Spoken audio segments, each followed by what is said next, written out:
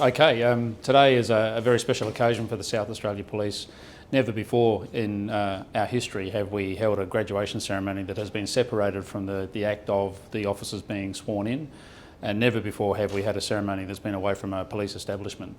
This is a necessary change as a result of COVID-19. Back over the course of April, May and June, we graduated early 3 police recruit courses and 1 protective security officer course, so we could deploy those people to support the frontline efforts for COVID-19 and also the other duties that we traditionally undertake within the community.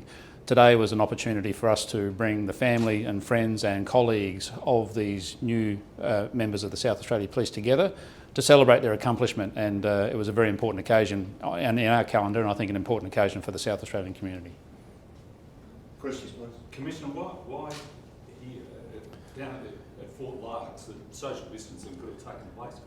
Well, we've chosen to use the Adelaide Oval because with 4 police recruit courses and 1 protective security officer course, we've now separated those courses so that they can spend some time having an afternoon tea with their family and friends, and that was physically not possible under the COVID-19 restrictions at the Police Academy. This gave us the opportunity to safely manage a crowd that we were anticipating, and it was obviously a special location for a special occasion as well. So you go back to Fort Largs when COVID's over? Well, as tempting as it would be to take over Adelaide Oval for all graduations, we will maintain our traditions. We will return to Adelaide Oval. Future courses that graduate won't have the same number of people attending, so we're anticipating, if all things stay the same with COVID-19, that future graduations will occur at the Academy, as traditionally held. So this cohort is part of the new intensive sort of accelerated course?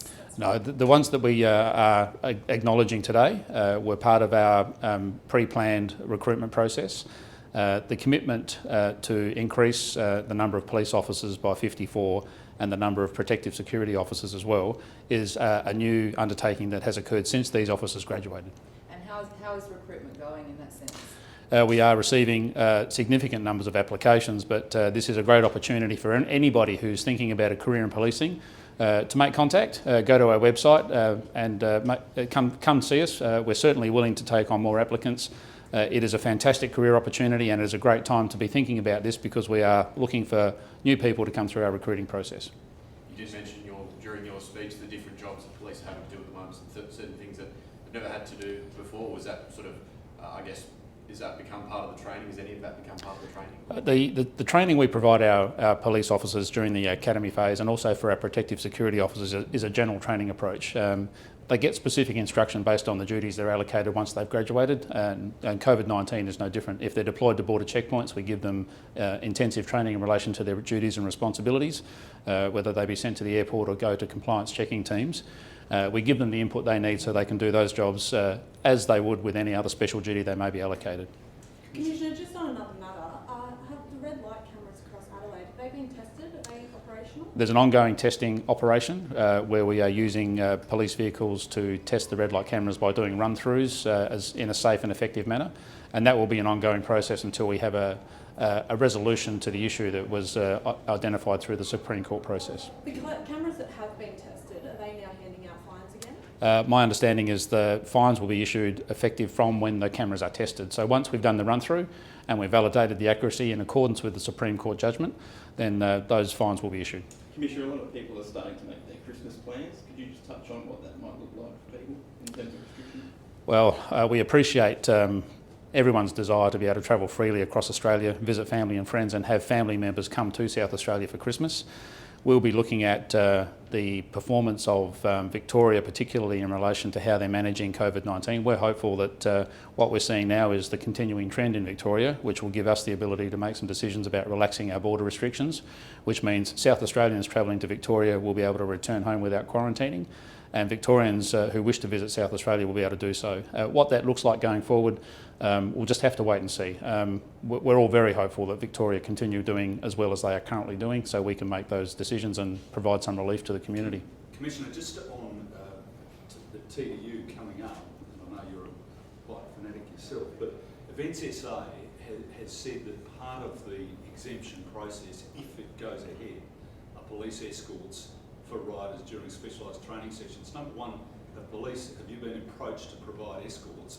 And if you have, what's your view? Because it would seem that a hell of a lot of police would be taken away from normal duties to do this. Yes, we've been in consultation with Events SA, and we've given an undertaking to do what we can to make the Tour Down Under the event that we've all become accustomed to. If Events SA are able to take care of any other aspects in terms of international riders coming to South Australia, we'll play our part in making sure that whatever adjusted quarantine arrangements are put in place so that they can continue to train will be undertaken safely. We are already talking about how we'll accommodate that, along with all of the other demands that are currently on the South Australia Police. You would like to see the event proceed?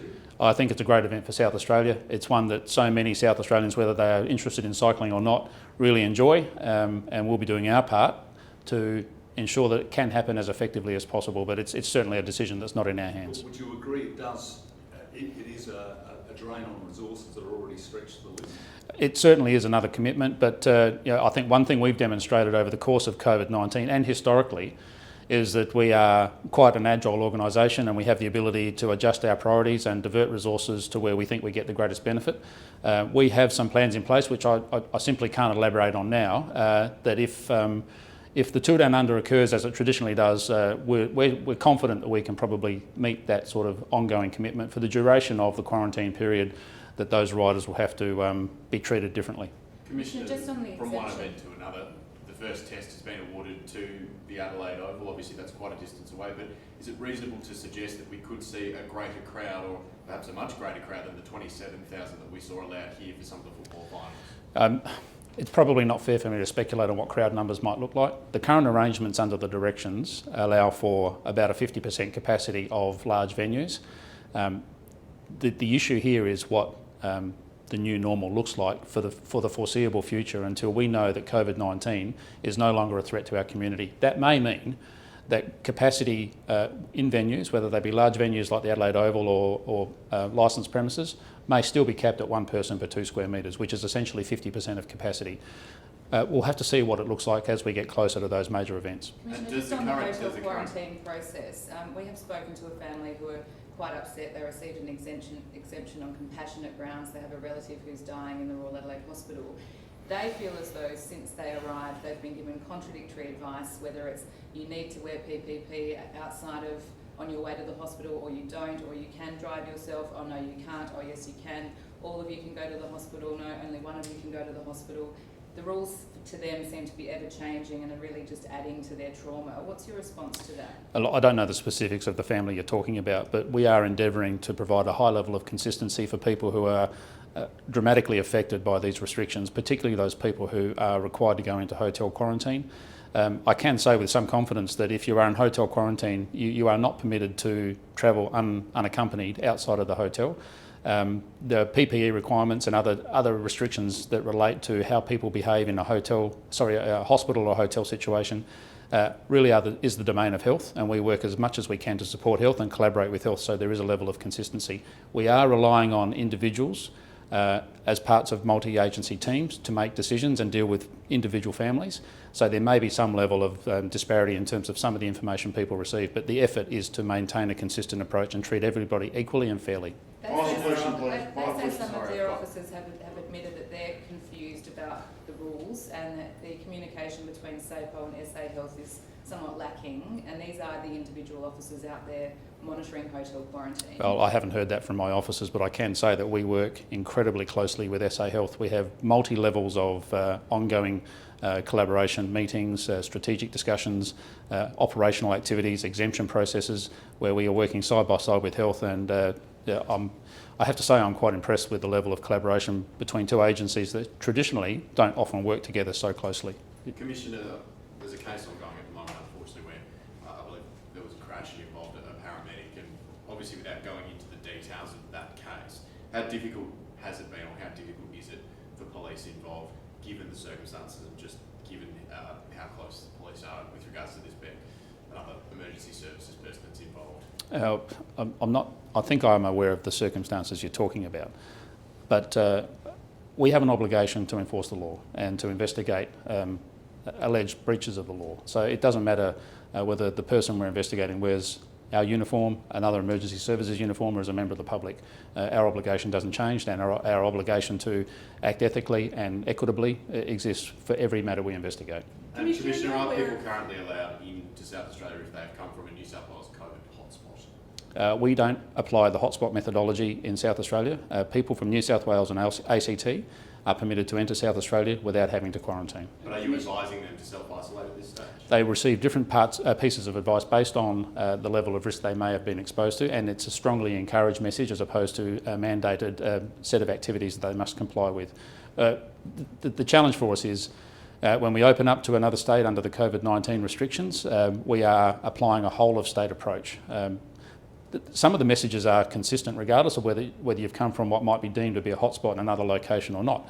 We're encouraging people to maintain those social distancing rules, to maintain the hygiene principles, think about how they interact with strangers, and reduce the risk to themselves and consequently their families and people they care about. Commissioner, just if I can ask 3 quick questions.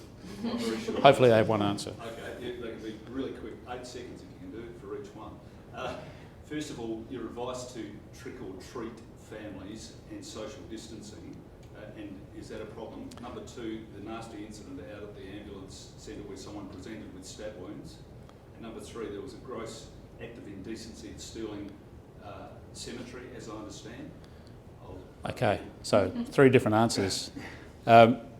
Families who are thinking about trick or treating, once again, it's about remembering those hygiene rules, principles, social distancing principles, and I'd certainly encourage people who want to participate to think about how they provide those treats to families who might be knocking on their doors. Try and engage with people visiting outside and make sure that the treats or sweets that you hand over are individually wrapped to minimise that risk of spreading any flu-like symptoms or virus symptoms. The stabbing, I don't have a lot of information about that. It was a well-handled matter in terms of the way the SA ambulance handled it, and obviously the police investigation, as we would expect. I don't have a lot more detail on that one, Mike. And the last one, the acts of indecency. I've only had a brief update in relation to the person who has been arrested for acts of indecency, running naked through a graveyard. Clearly a course of behaviour that would offend most normal people. Thankfully, that person has been apprehended and will face court at a later date. Thanks, ladies and gentlemen. Thank you.